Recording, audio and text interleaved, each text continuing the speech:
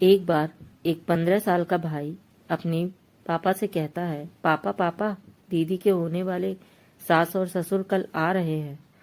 अभी जीजा जी ने फोन पर बताया है। दीदी मतलब उसकी बड़ी बहन की सगाई कुछ दिन पहले ही एक अच्छे घर में तय हुई थी।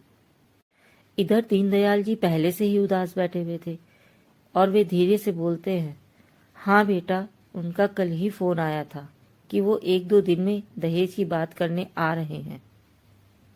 हाँ, और बोले हैं दहेज के बारे में आपसे जरूरी बातें करनी है। बड़ी मुश्किल से तो अच्छा लड़का मिला था, कल को उनकी दहेज की मांग इतनी ज्यादा हो कि मैं पूरी ही ना कर पाया तो। कहते कहते दीनदयाल जी की आंखें भर आती हैं। घर के प्रत्येक सदस्य के मन में व चेहरे पर चिंता की लकीरें साफ दिखाई दे रही थी। लड़की भी उदास बैठी हुई थी।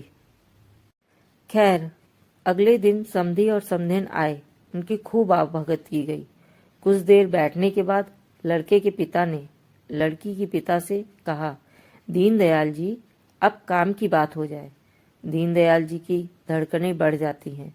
बोले, हाँ हाँ समधी जी, जो आपका हुक्म। अब लड़के के पिताजी ने धीरे से अपनी कुर्सी दीनदयाल जी के पास खिसका लेते हैं और उनके कान में बोलते हैं, दीनदयाल जी, मुझे दहेज के बारे में आपसे बातें करनी है। अब दीनदयाल जी हाथ जोड़े हुए, आंखों में पानी लिए हुए बोले, बताइए समधी जी, जो आपको उचित लगे मैं पूरी कोशिश करूंगा। समधी जी ने धीरे से दीनदयाल जी का हाथ अपने हाथों से दबाते हुए बस इतना ही कहा कि आप कन्यादान में कुछ भी देंगे या ना भी देंगे, थोड़ा देंगे या ज्यादा देंगे, मुझे सब स्वीकार है, पर कर्ज लेकर आप 1 रुपया भी दहेज में मत देना, वो मुझे स्वीकार नहीं है। क्योंकि जो बेटी अपने बाप को कर्ज में डुबो दे, वैसी कर्ज वाली लक्ष्मी मुझे स्वीकार नहीं है।